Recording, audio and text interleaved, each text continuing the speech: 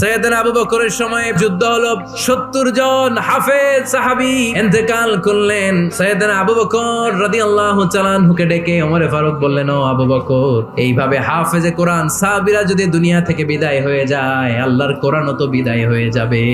আমরা এই যে কোরআন পড়ি 30 পারা, এমদাদিয়া লাইব্রেরির 114টা সূরা, কত সুন্দর সন্নিবেশ করা হয়েছে, এখানে সাজানো হয়েছে। আল্লাহর হাবিব সাল্লাল্লাহু আলাইহি ওয়াসাল্লামের সময় কি এরকম কোরআন ছিল নাকি? খেজুর পাতার মধ্যে, গাছের বাকলের মধ্যে, ওটের বড় হাড্ডির মধ্যে আর পাথরের মধ্যে খোদাই করা কোরআন ছিল। সাইয়েদনা ওমর ফারুক, আমার পরামর্শ হলো আপনি সব বয়োজ্যেষ্ঠ সাহাবীদেরকে একসাথে করে কোরআনের সব কাগজগুলোকে একসাথে করে একটা নির্ধারিত কপির মধ্যে কোরআনকে সংকলন করে ফেলে। সাইয়েদনা আবু বকর বললেন, যেটা আমার নবী করে না, এটা আমি কেমনে করি?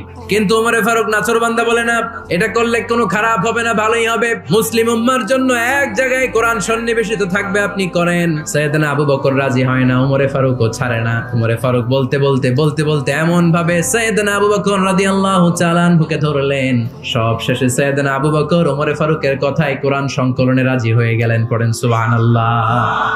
উনি বললেন, ওমর যখন আমাকে বারবার বুঝাতে লাগলো, আল্লাহ তাআলা আমার হৃদয়টা ওমরের কথা শোনার জন্য খুলে দিলেন। আল্লাহ তাআলা কেমন যেন আমাকে ইলহাম করলেন, আবু বকর করো, এই কাজের মধ্য দিয়ে আমি আমার কোরআনকে গোটা বিশ্বে জীবিত রেখে দেব।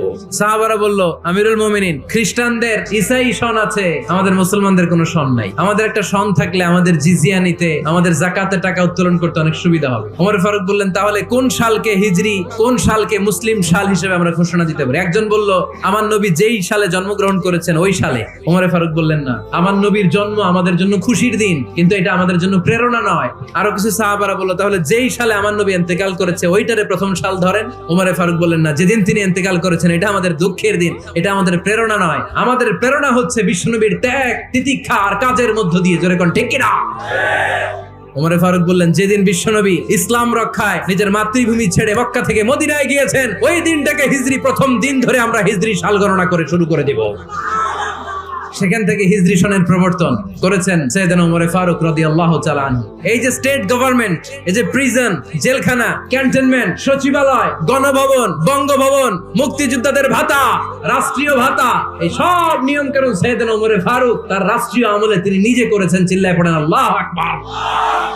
মুসলমানদের আলাদা কারেন্সি, নিজস্ব মুদ্রা ব্যবস্থা নিজে চালু করেছেন। সৈনিকদের মধ্যে যারা বিবাহিত, প্রতি 6 মাস অন্তর 1 মাসের ছুটি কাটাতে তারা ফিরে আসবে, সাইয়েদনা ওমর ফারুক চালু করেছেন। এই যে আমরা 20 রাকাত সালাতুত তারাবি পড়ি রমাদানে, এটা সাইয়েদনা ওমর ফারুক চালু করেছেন। কোরআনে মোট 22টা আয়াত আছে যেখানে সাহাবারা ইনডিসিশনে ভুগছিলেন। বিশ্বনবীর মত একটা, ওমর ফারুকের মত আরেকটা। এই 22 জায়গায় আল্লাহ তাআলা বিশ্বনবীর মতের পক্ষে আয়াত নাজিল না করে ওমর ফারুকের মতের পক্ষে কোরআনের আয়াত নাজিল করেছেন।